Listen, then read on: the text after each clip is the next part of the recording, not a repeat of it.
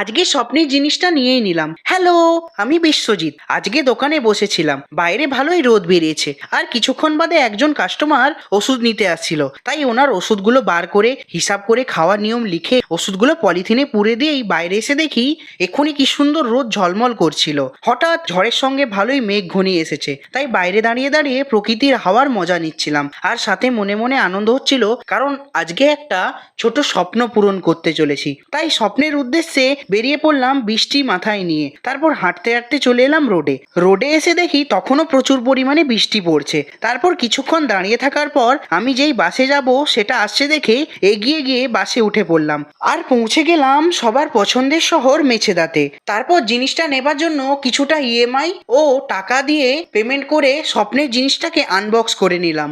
এটা দেখো, আইফোন 15 কেমন হয়েছে তোমরা তা জানিও। তারপর আইফোনে সব সেট করে নেবার পর সোজা দোকানে চলে এলাম। তাহলে আজ আসি, চলো টাটা।